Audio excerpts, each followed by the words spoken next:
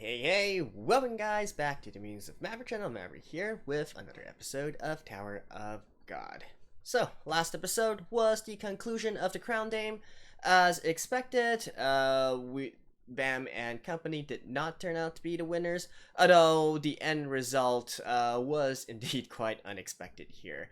Well, Bam is currently unconscious, and we left on a cliffhanger where Rachel was about to talk to Kun. So hopefully we can clear up some stuff in regards to Rachel's story. Although I kind of have a feeling that whatever she's going to say, she's probably going to make Kun promise not to tell anything to Bam, right? Yeah, I mean, I could be completely wrong on this, but I have a suspicion that that might be what happens. And then she's just going to disappear with her team, and then it's going to be a long time before Bam ever, or even us viewers, ever get to see her again. Beyond that, I'm also kind of curious, like, what exactly happened to the bet between Bam and Anak. We do see Anak taking hold of a Black March last episode. Is that actually going to be permanent, though? Or is she going to, use some kind of excuse or whatnot, and then say, here, you can have it back, right? Hard to say. Whatever the case, let's jump right into it.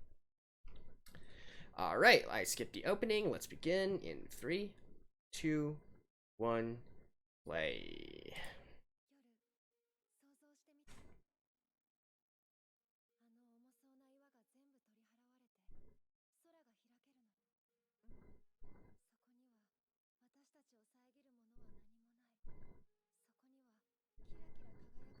So where is this place then?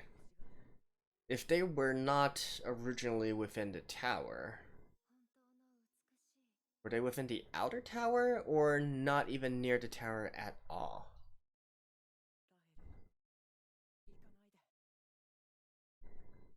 Kanaide.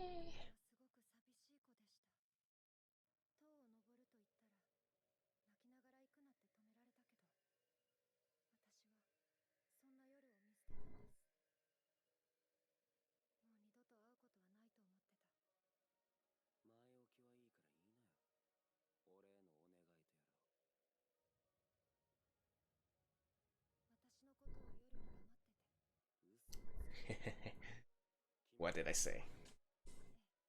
What? Oh, not even just not talk about this conversation? Say she's not Rachel?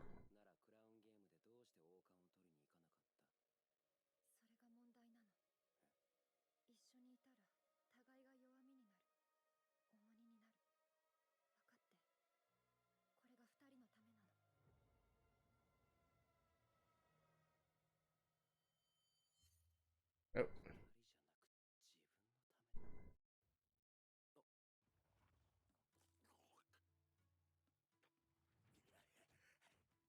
Rock.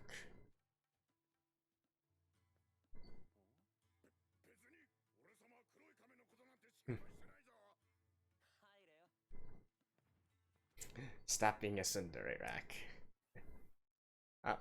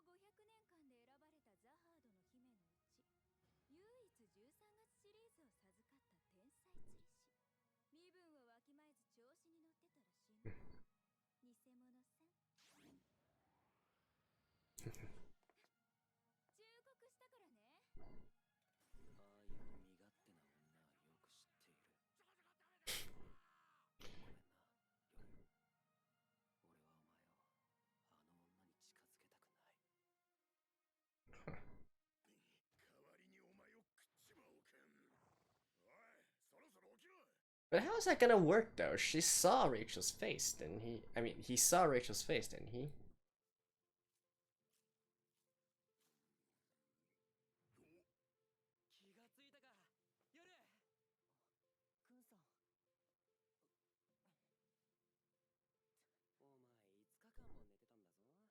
Whoa.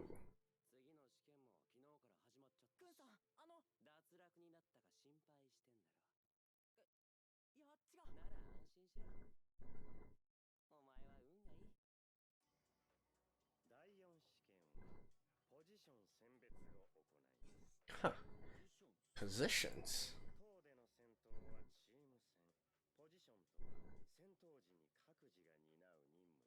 Alright.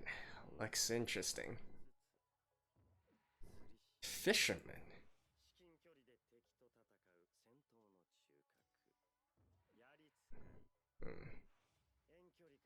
Fisherman?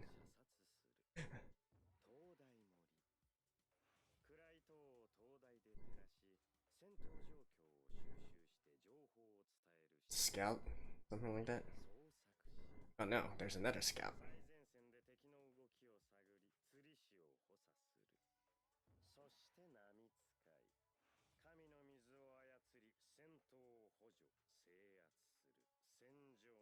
Hmm.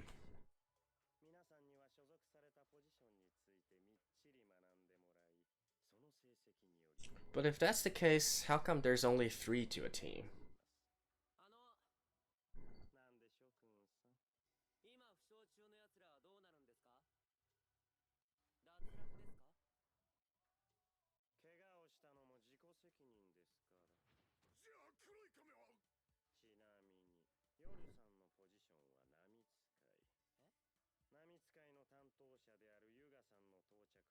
Hmm. Makes sense.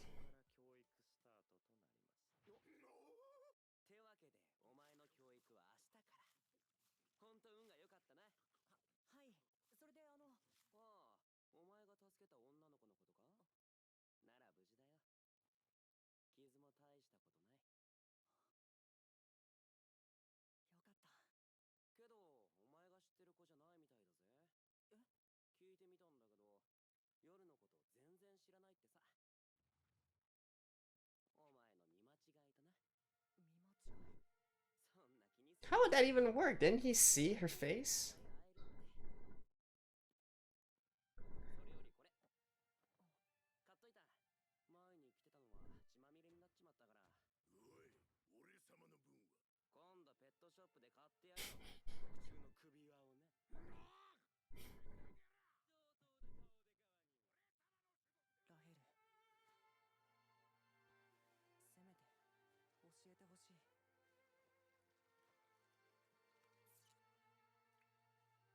Yeah, he understands that that is Rachel, right?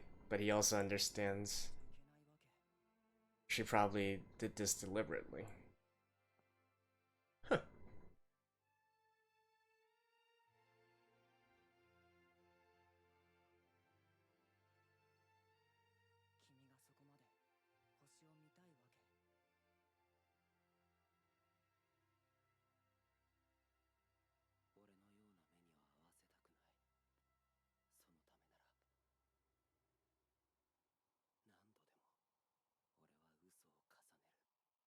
Kind of funny because Bam actually knows that that is a lie. And, hmm.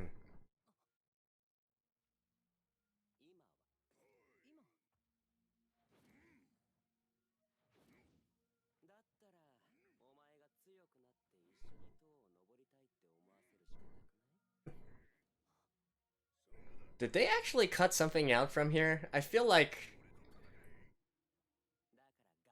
they're jumping through the logic a little bit quickly. I mean, I can understand how they eventually came to this conclusion, but through Kuhn sort of driving the conversation, right? But we basically skipped that entire conversation.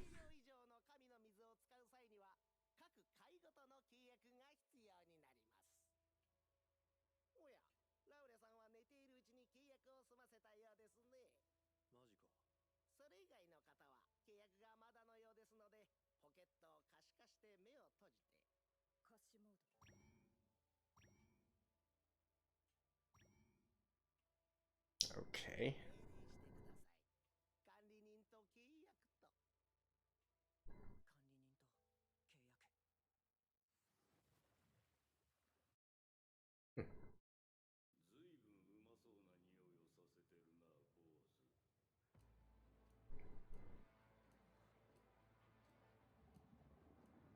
Oosh.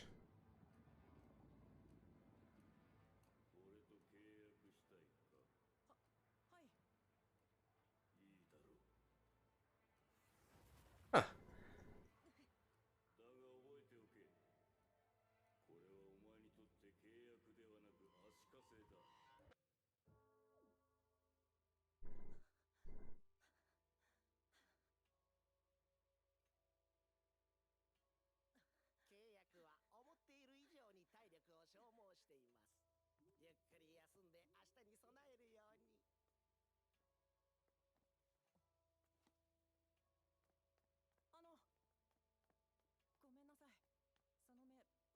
Oh.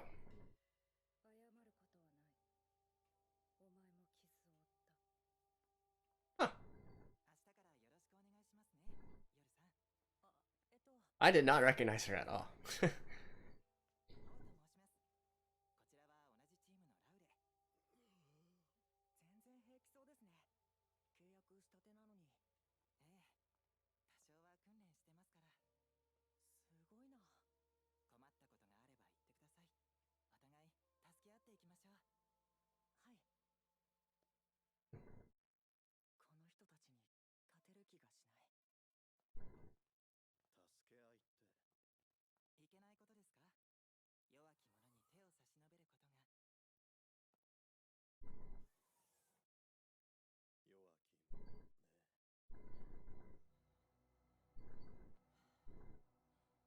He was holding it in.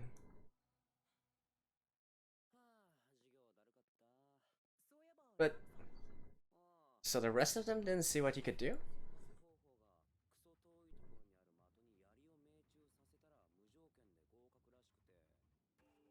Isn't this like perfect for Rock?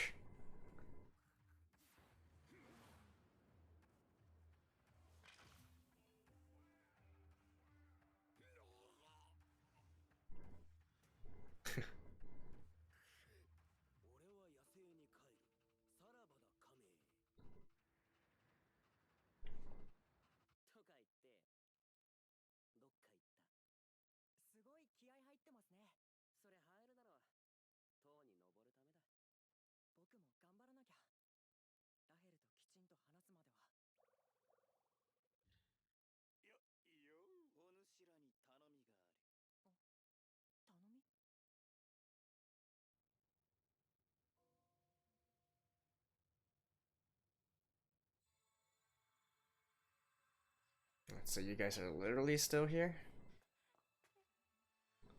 I would have thought that since they were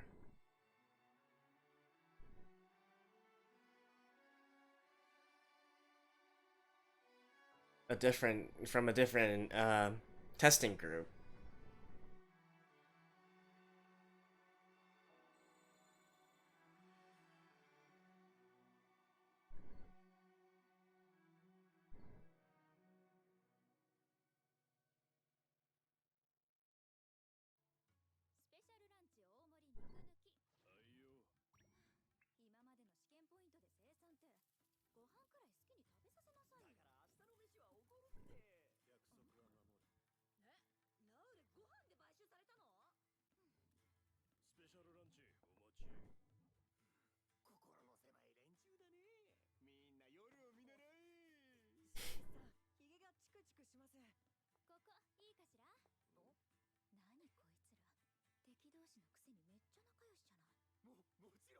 Well, aren't you eating with him, so?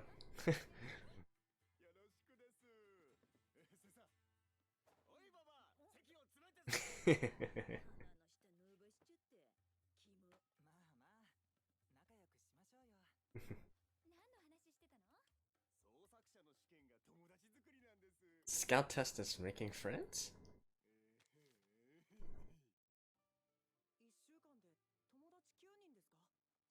What?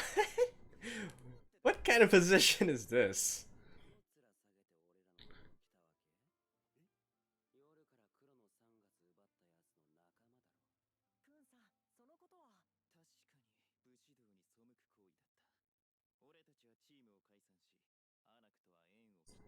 Really?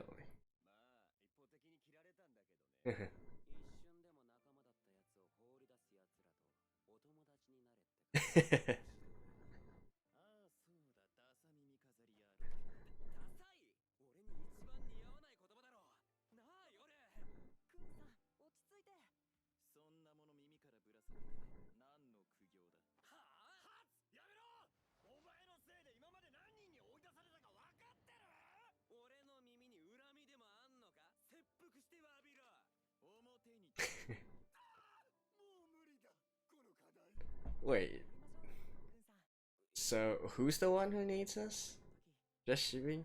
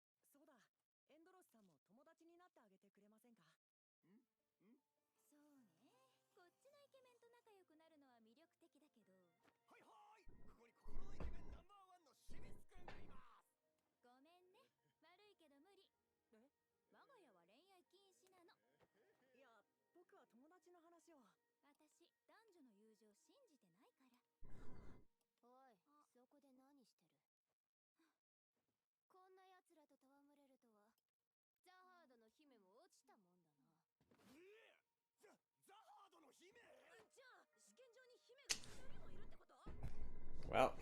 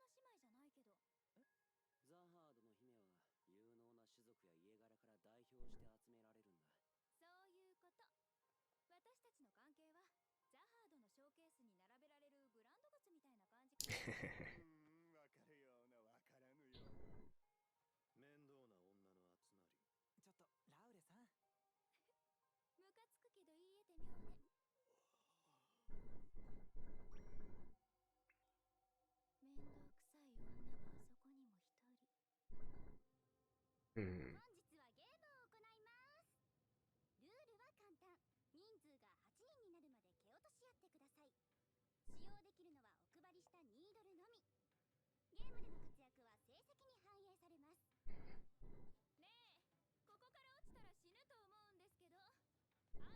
I thought princesses weren't supposed to, no, enter the tower or whatever.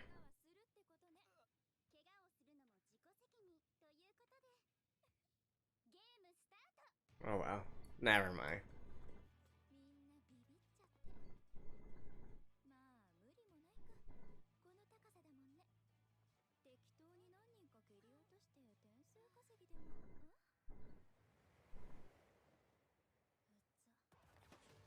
Alright. An actual battle this time?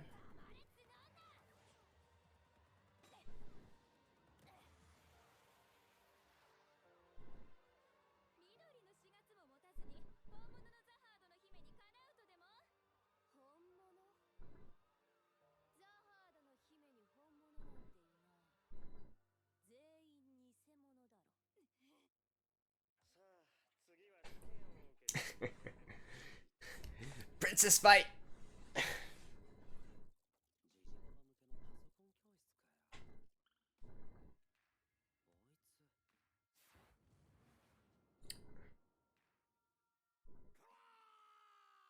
Oh, we passed.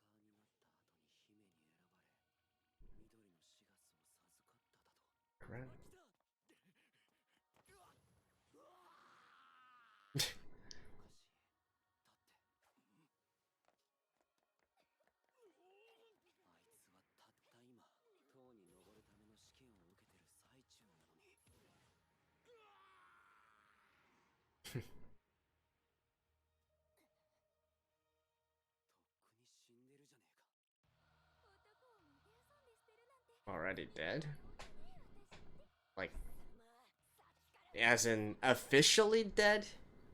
I'm guessing.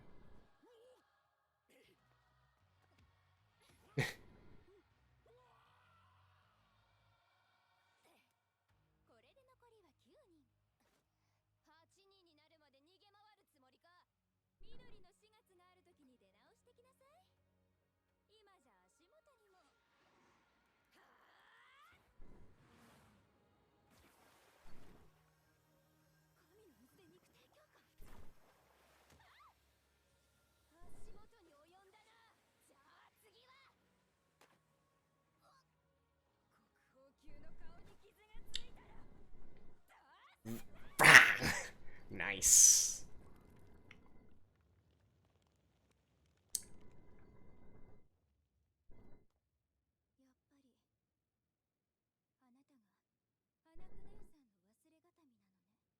Ex-orphan.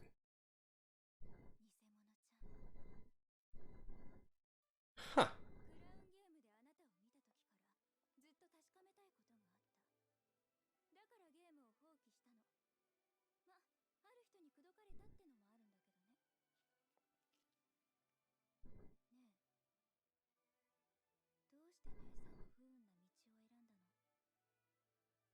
She's actually she's actually calling the Anakane-san, so they probably have quite a close relationship.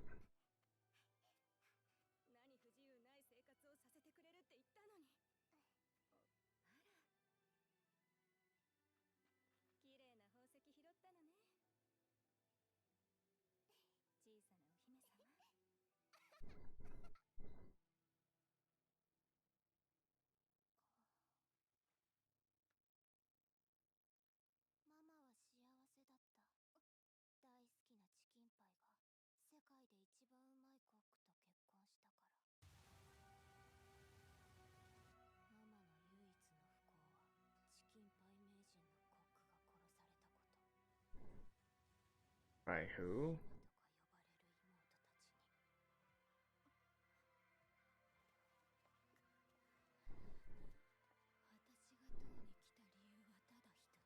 Kill all the princes. Yeah, yeah, yeah.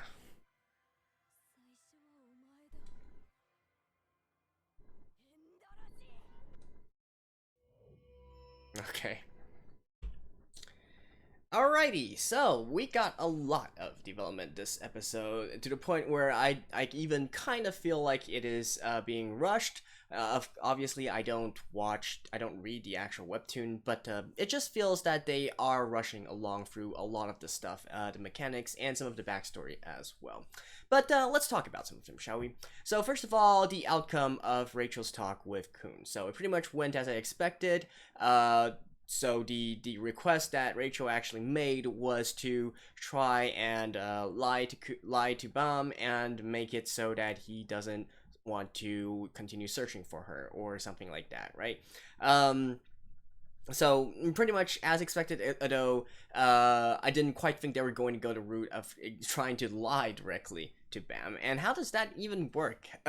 We can see in the Crown game that Bam clearly saw Rachel's face already, so how were they expecting this to work in the first place? And I think the anime does kind of acknowledge it as well, presumably the original webtoon as well, in that once Bam heard of this from Kun, basically he immediately figured out, okay, it's basically Rachel saying that she doesn't want to meet him right now, right? He totally doesn't buy the excuse that is not actually Rachel. But he's smart enough to know, okay, so there's maybe some kind of circumstances there that's causing her to reject this reunion with Bam here, right?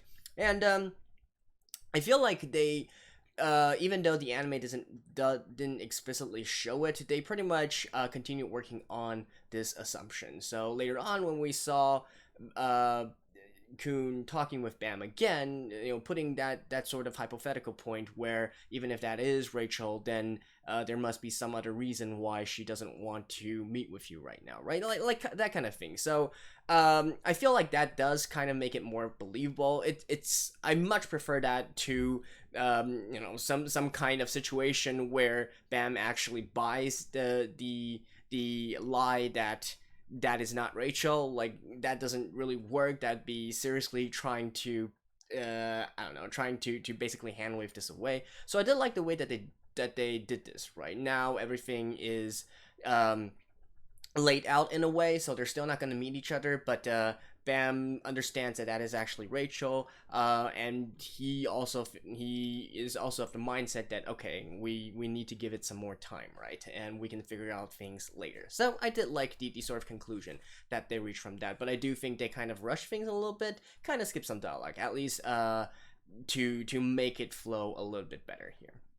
The second thing I want to talk about is we got some of the mechanics of this world, right? So this is indeed something that I am quite happy about. Normally when I do isekais or fantasy series or whatnot, I do like to dive into the sort of systems and concepts that it tries to embody.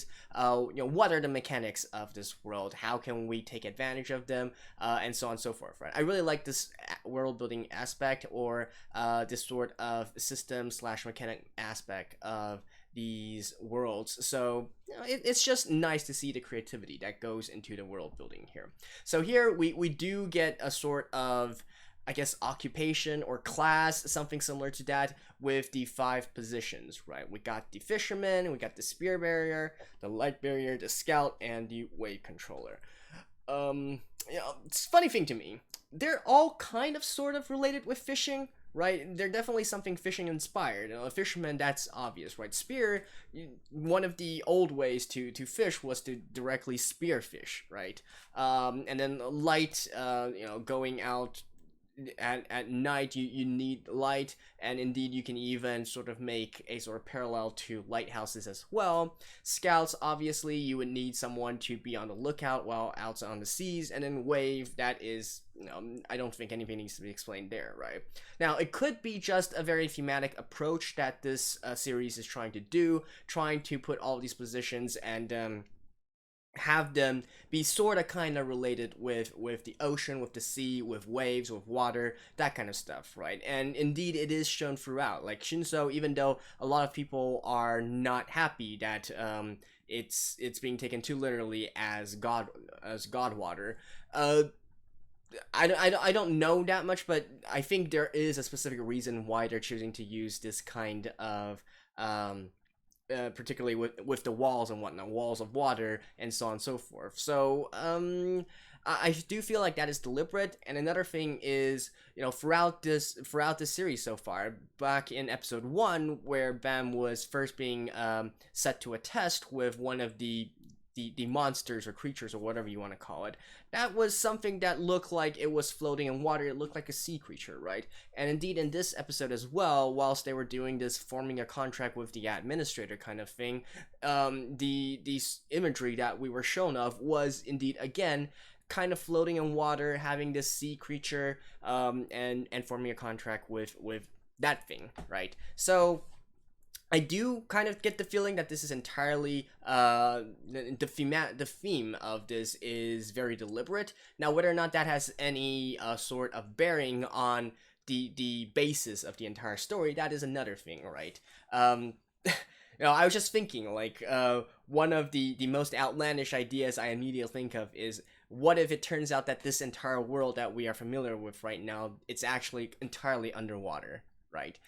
And that might be the reason why they can't actually see the real sky or something like that. I don't know. That's just something, a wild guess thrown out there based on literally very, very little information. But I wouldn't be surprised if choosing this theme was deliberate, putting all this stuff around it is deliberate, and then the sort of hidden backstory of this entire world and whatnot is also deliberate and derived from these sort of concepts, or vice versa, right?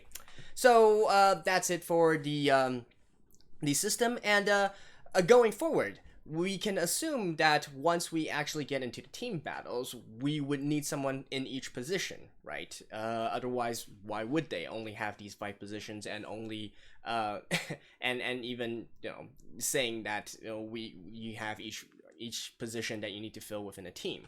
So we already know that Rock is the spear bearer, spear dude. I think Kun is actually the light barrier. Looking at the imagery and whatnot, I think that forms a parallel there. And we do confirm that Bam is the wave controller, right? So that means they're missing a scout and they're missing a fisherman. Now, here I think it actually turns out to work out pretty well, because Shibisu is actually a scout, right? Whereas Hats, even though it's not explicitly stated, I would venture a guess and say he's probably a fisherman, considering he is a sort of samurai dude, sword-wielding dude, and whatnot. And since they already dissolved their team due to Anik going rogue, maybe these 5 are going to be forming a team together. That certainly wouldn't surprise me. So, especially in this episode, we can see them clearly getting a bit closer to each other. So, I can definitely see that happening in the future. Now, as for the specifics of what they're each going to do, a little bit too, a little bit too little information to go on, so we'll leave it at that for now. And we will probably go into some actual team battles in the very near future, right?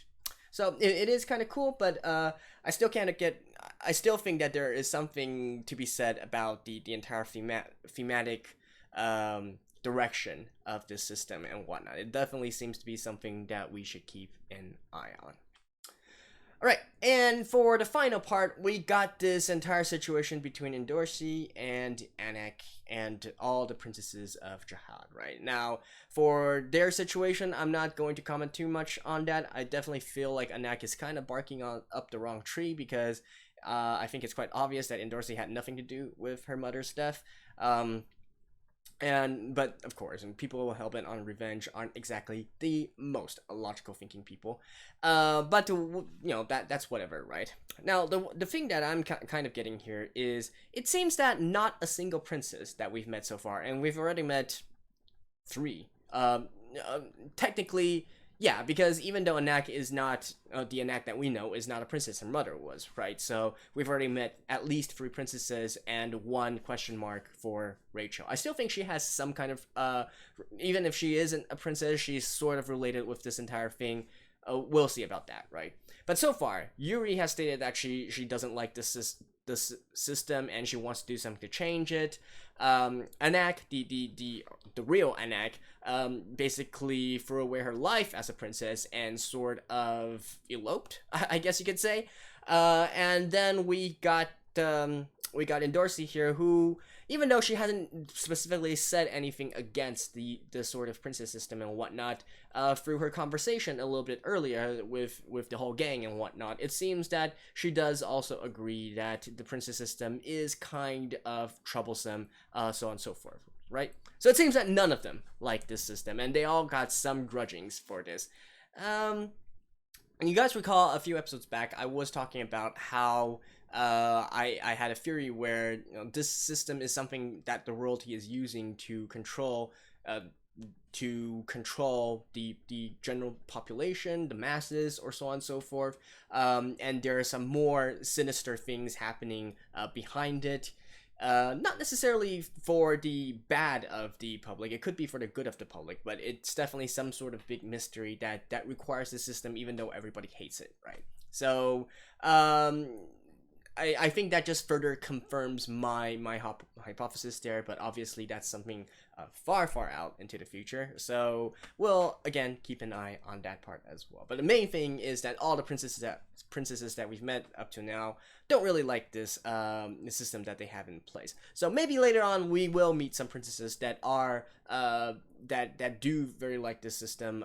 They enjoy the power and prestige that it bestows on them, so on and so forth, right? So we'll see about that. But in this early stage, it seems that these princesses that we've met so far might be more standing on the protagonist side, let's say.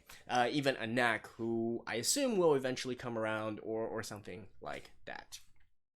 And so yeah, that's basically it for this episode. So again, it kind of felt like they went through a lot of the stuff rather quickly, both in dialogue and explaining the system, or in terms of the system, maybe they want to gradually get into it through some actual battles or whatnot. That could also be a possibility here. But definitely, I feel like the theme that it's going for is something that is unique, and also probably something that has a bigger relation to the story at large. Alright, so that's it for now. I hope you guys enjoyed this one. I'll see you guys next week as well. Bye bye.